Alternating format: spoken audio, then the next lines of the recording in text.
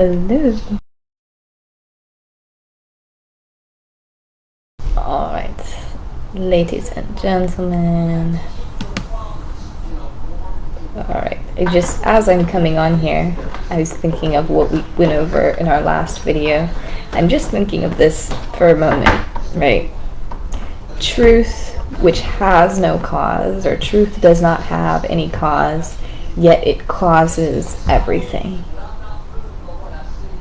And I know we were discussing a little bit about truth and what is truth versus falsehood, but thinking of how many instances of cause and effect that we have in our lives, truth is that which has no cause, which means everything that has a cause is essentially a falsehood. So this is just one of those I really mull over.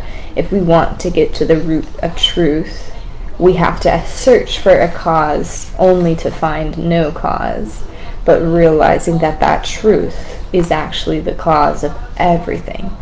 Very, very nice way of putting it, and it really helps make my mind work.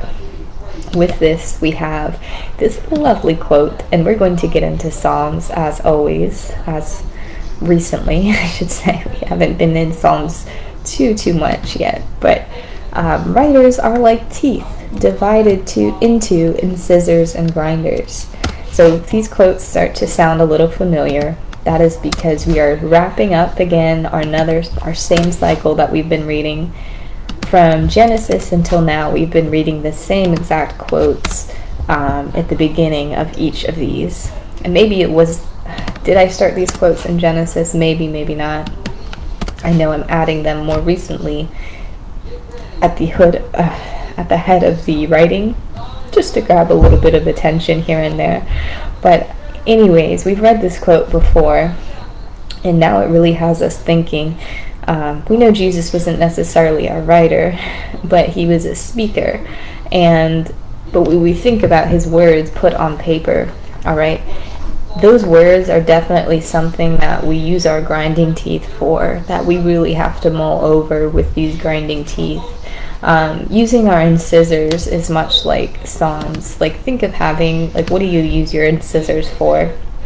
We use it for, tearing a nice, crusty piece of bread, like sourdough baguette or something like that. We're tearing it up and we're just devouring, all right? Chewing it up and devouring it. We're using those incisors, and that's kind of like reading Psalms. You're really, just getting into that and digesting. Okay, it's all it takes. But with something like what we read last, think of it as like eating a nice chunky piece of steak. All right, you're just popping it right in your mouth, already cut up, and you're really just taking your time to chew that food before it goes down your throat there. So that's the difference between that type of thinking.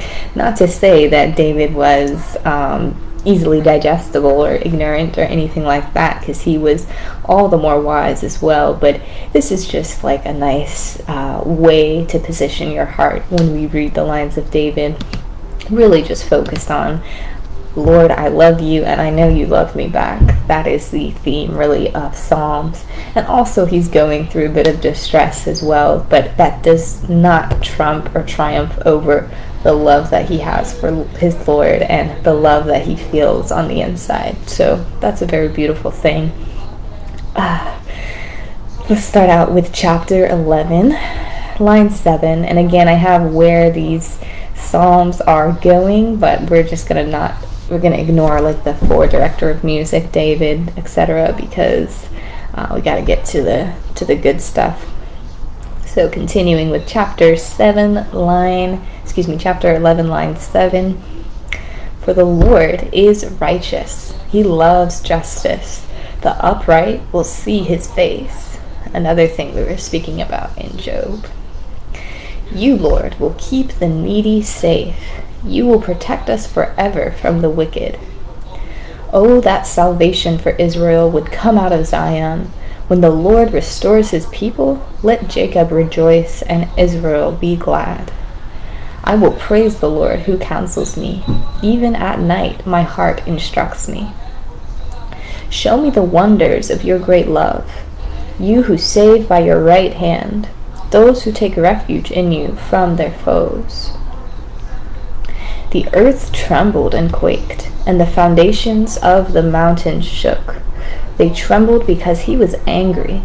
He rescued me from my powerful enemy, from my foes, who were too strong for me. You save the humble, but bring low those whose eyes are haughty. I pursued my enemies and overtook them. I did not turn back till they were destroyed. He is the God who avenges me, who subdues nations under me. The law of the Lord is perfect, refreshing the soul. Some trust in chariots and some in horses, but we trust in the name of the Lord our God. Short and sweet, right? I think I would love to read a little bit more, but this has some good points in it actually, because I'm peeking ahead as to what we're going to read tomorrow. But hold on to this some trust in chariots and horses bit. Hold on to something else here. Quake.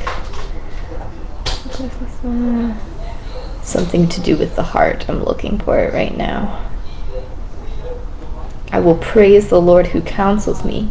Even at night, my heart instructs me. Okay? So listening to your heart, hold on to that. And hold on to the trusting in the Lord above all else. Okay? No chariot, no horse can ever do you as much right as the Lord does. So we're going to be talking about that tomorrow. Again, short and sweet, just what I need today to get the day going. I appreciate you guys. Thank you so much for listening and learning with me. Have a good rest of your day. Bye.